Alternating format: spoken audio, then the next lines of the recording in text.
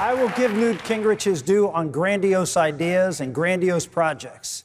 I will not give him his due on executing those projects, which is exactly what the President of the United States is supposed to do. 4 years into his speakership, he was thrown out by the conservatives. It was a coup against him in 3. I served with him. I was there.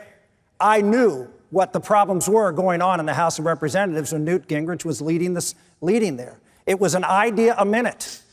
No discipline, no ability to be able to pull things together. I understand you're taking credit for the 1994 election, and you did have a lot of plans. As you know, I worked with you on those, and we had meetings early in the morning on many a week. And so we worked together on that.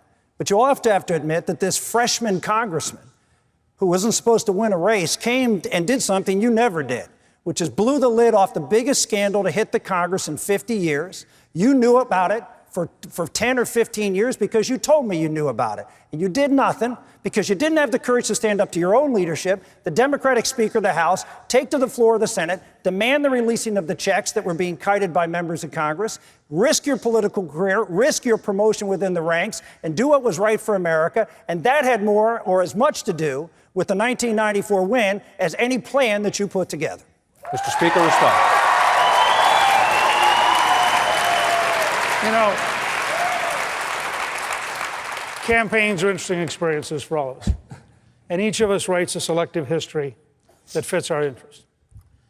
As a freshman in 1979, I moved to expel a member who was a convicted felon for the first time since 1917 against the wishes of our leadership.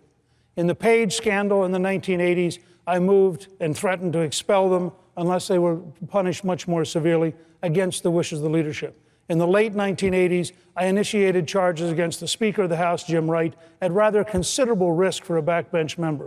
In 1990, I opposed the President of the United States of my own party when he tried to raise taxes. I said I actually thought he meant read my lips, and I led the fight against raising taxes, against the wishes of my party's leadership. I think long before Rick came to Congress, I was busy being a rebel, creating the Conservative Opportunity Society, developing a plan to win a majority in the Congress. And if you talk to anybody who worked at the Congressional Campaign Committee from December of 1978 on, for 16 years, I worked to help create the Republican Party nationally, to become a majority. I worked to create GOPAC, to train a majority. Those are just historic facts, even if they're inconvenient for Rick's campaign.